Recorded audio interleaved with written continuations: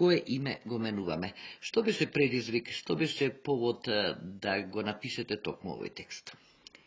Па вака, сум се определил и меѓу другото покрај научната работа, учебникарска и така натаму, да се појавувам и со некоја колумна, иако би требало многу повеќе на тој план да работиме, само од причини што јас сметам дека интелектуалецот треба да ја каже својата размисла во конкретен момент и тоа негово кажување да се надева дека ќе биде респектирано и дека ќе има рефлексии кон превземање мерки за конкретен проблем.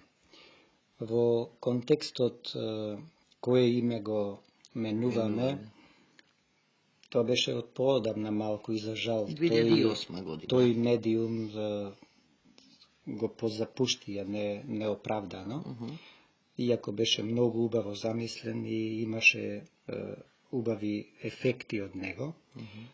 Во тој мој напис е општиот проблем во врска со името на Република Македонија и јас таму убаво кажувам дека ние се викаме Република Македонија и терминот Република, што е пред името Македонија, е доволна разлика од она што значи Македонија во етнички граници, бидејќи општо е познато, 1912-13 година, дека се извршени поделбите на Македонија, кога егејскиот дел останат во денешна Грција, Пиринскиот дел е останат во денешна Бугарија. Да се подсетиме на процентот, професоре, ако не е проблем. Па вака, процентот, етничката граница на на Македонија е околу 67.000 километри квадратни, од тоа околу над 50% е во егејскиот дел и токму затоа и денес грчката држава постојано инсистира на некои права дека они го поседуваат тоа име и за жал на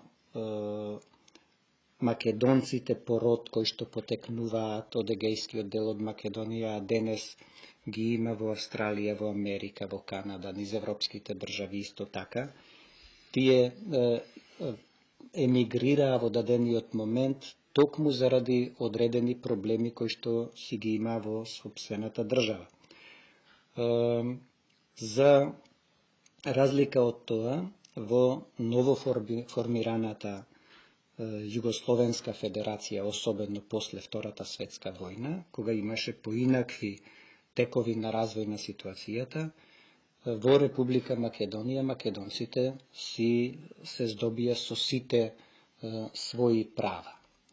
И бидејќи македонците во егејскиот дел од Македонија или во Пиринскиот дел од Македонија не го имаат доживеано тој дух на самостојна државност, на самостоен народ, ослободена држава и слично, денес, за жал, нашите браќа македонци од егејскиот дел по Австралија или по Америка често пати знаат да спорат со македонците од од вардарскиот дел од Македонија, што е многу неоправдано и затоа јас сите си ги доживувам како своји браќа, своји сестри, роднини, пријатели и така натаму. И моите гледишта во тој правец е ние со Република Грција или со Република Бугарија треба да делуваме токму на тој план, да го повикаме тоа македонско население, да се почувствува како наши браќа, сестри и во тој дух Македонија заеднички, како единствено име, да ја овековечиме. А инаку Македонија во рамките на денешната грчка држава или македонците никогаш не може да бидат овековечени или осамостоени со тоа што таа држава се вика Грција. А Па доскоро беше и Северна Грција. А Не се македонците инсистираше толку многу, нели, на територијата Македонија да се нарекува. беше дури забрането да се И беше нарекува забрането, Македонија. Северна Грција беше, сега Да, а е сега викаат дека премногу тоа е гласно, нели? дека е тоа Па нивна и е територија. 51% од Македонија. Да, ако се меѓутоа наоѓа таму. тоа не значи дека ако е 51% не е се ова акции Е, во така. фирма или нешто Така е, друго. така е. Сосема различни се ситуациите по однос на такви проценти ако Така. се гледа.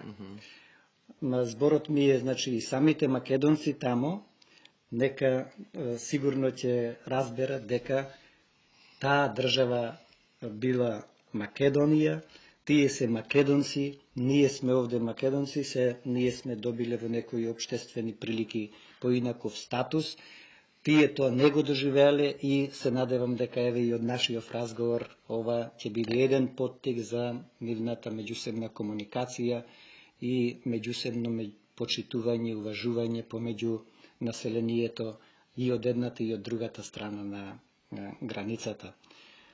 Зошто тогаш никој од нас не вика дека од Олимп надолу бараме нешто? Туку до таму,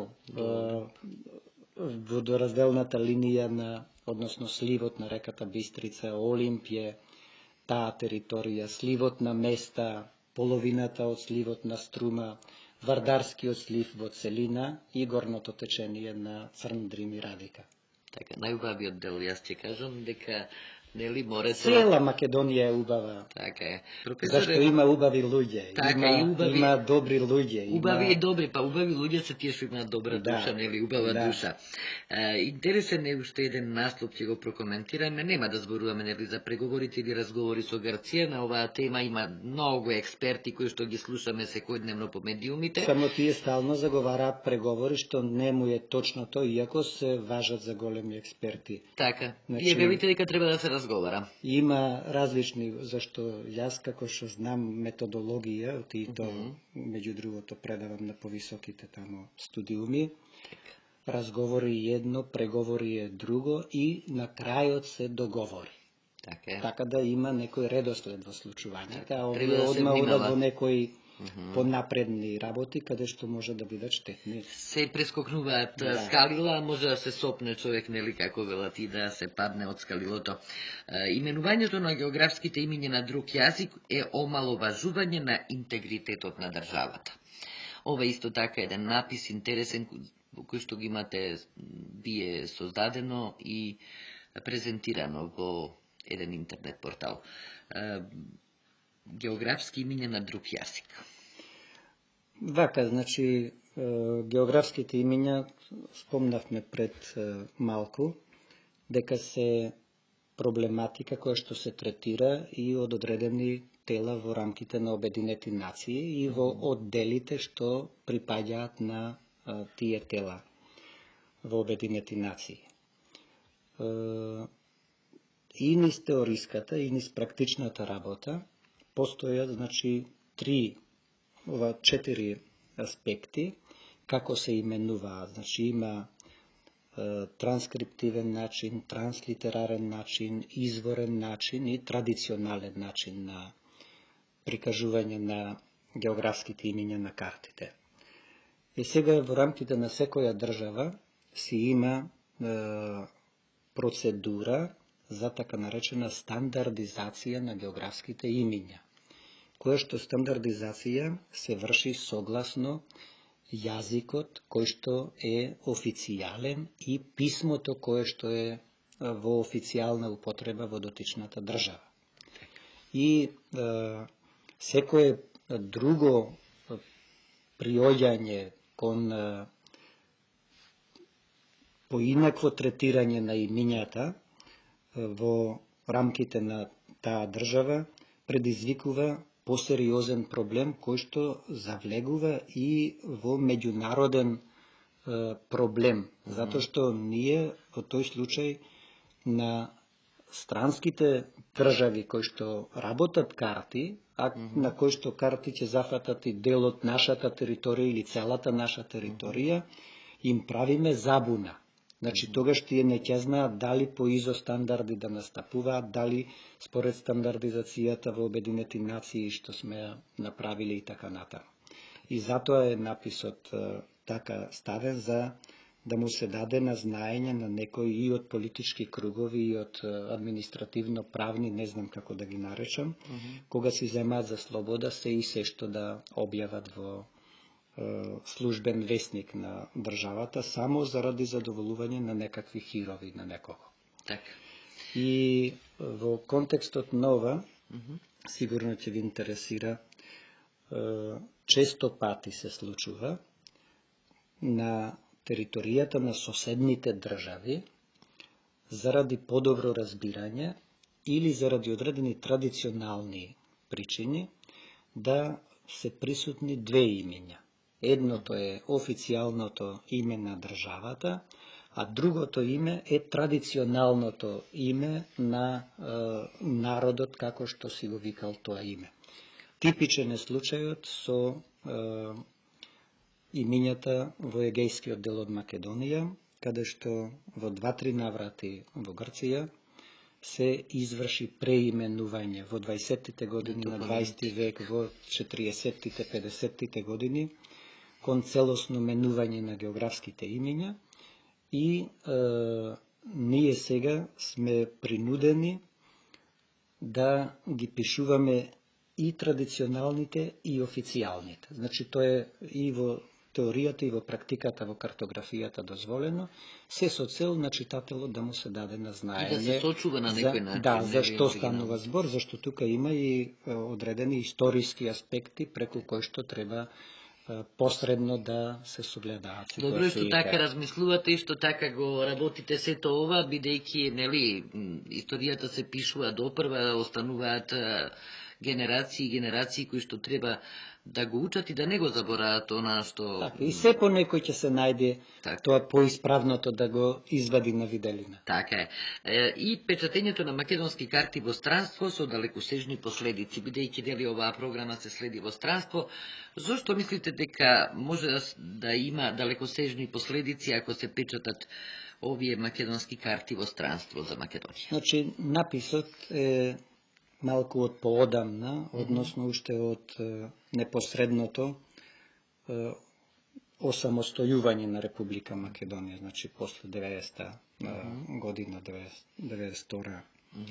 И со него сакаме да кажеме дека кога наши карти од наши институции се порачуваат да се печатат во странство, во други институции, значи станува збор за оперативните лица кои што ќе работат на картата, си го знаат својот јазик.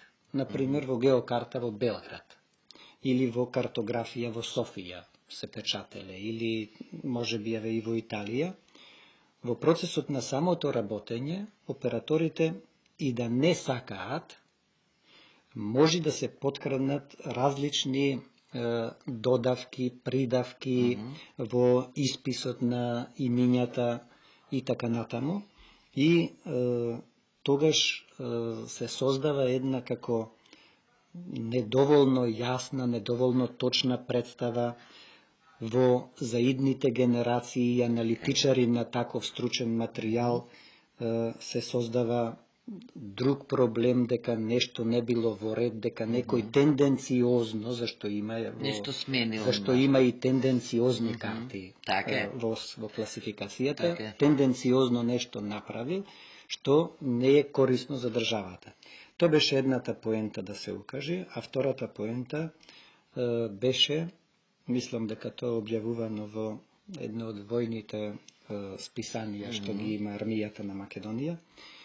И главната поента беше да се даде на политичките кругови на знаење дека во Македонија, во самостојна Македонија, Република Македонија, треба да се покрене дефинитивно иницијативата за изработка на самостојни картографски производи, она што на почетокот го објаснивме. Благодарам и на вас, со Господ напред, да се здрави живи сите македонци, македонки, млади, стари и така натаму.